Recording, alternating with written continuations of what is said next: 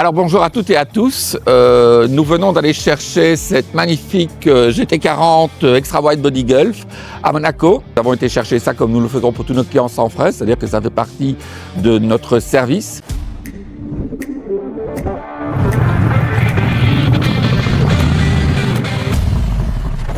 Alors comme nous faisons d'habitude et pour tous nos clients, avant de charger la voiture, nous regardons en sa compagnie tous les niveaux, huile, liquide de refroidissement. Et si il manque quelque chose, nous lui signalons et nous montrons également par où le niveau et le remplissage doivent se faire.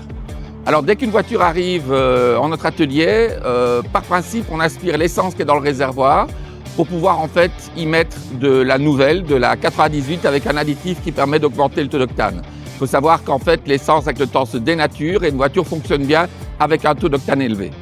Alors ceci c'est le reste-gaz, donc on y met une très faible quantité. C'est en fait un additif assez puissant. C'est quelque chose qu'on peut vous fournir si vous le désirez. Et franchement, ça change totalement le comportement de la voiture. Alors on met toujours uniquement un peu plus que la quantité de ce qui est nécessaire pour les essais, pour justement à chaque démarrage et à chaque essai repartir avec en fait de l'essence la plus récente possible. Donc on met le contact en tournant la clé, on remet le volant. C'est un volant détachable, on vérifie qu'il est bien verrouillé et là on va pouvoir avec le bouton poussoir démarrer.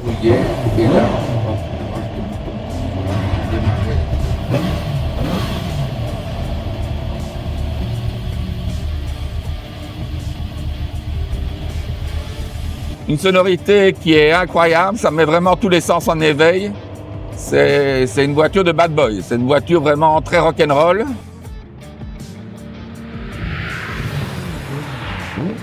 Et alors c'est là que je vais commencer à faire mes to-do list et faire en sorte que la voiture soit à son top niveau à 110% quand elle sera remise au client.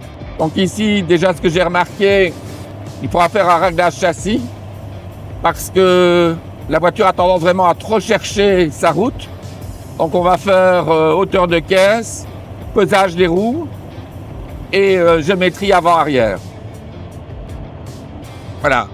On remarque ici le volant part légèrement à gauche-droite et ça c'est parce que avec le temps la voiture ça peut tasser et donc on va devoir relever la suspension. Si ça commence à monter, donc on peut commencer à pousser. La voiture a besoin d'être dégorgée.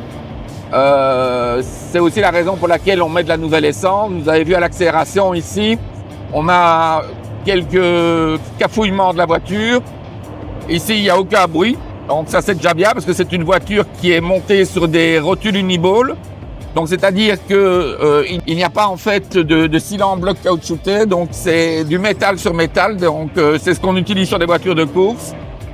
Vaut mieux sur une route mouillée comme celle-ci rester, comme je le disais tout à l'heure, assez humble dans l'accélération. On peut commencer à monter un peu en régime. Et tout ça en effleurant l'accélérateur. Parce que ce genre de voiture peut quand même, avec des pneus froids, avoir tendance à glisser. La sonorité est magnifique.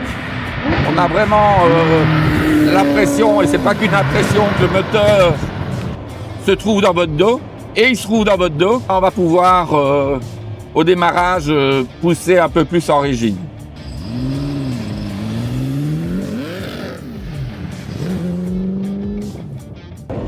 On rétrograde.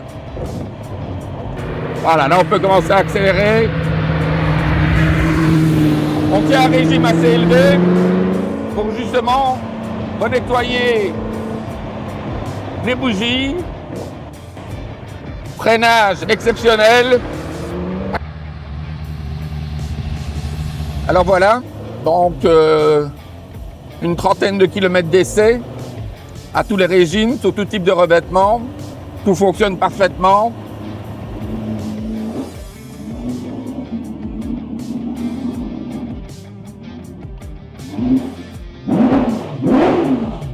Alors maintenant que la voiture est bien chaude, principalement l'huile, puisque j'ai remarqué que le manomètre de température d'huile a légèrement monté. On va vidanger le moteur et la boîte de vitesse, enlever le filtre à huile. Alors voilà, en fait le carter est vraiment bien chaud. Donc on va pouvoir vidanger et on va la basculer. On va la basculer de façon assez importante. Et en faisant ça, ça nous permet de sortir facilement encore 1 litre à 1,5 litre d'huile. On va le laisser comme ça quelques heures. Après ça, on va rouler à peu près une 50aine de kilomètres avec. Et puis elle partira en carrosserie et là on va recommencer une nouvelle vidéo pour vous montrer ce qu'on fait avant de rendre une voiture à client. On veut la rendre aussi belle que ce qu'elle n'était quand elle est sortie d'usine.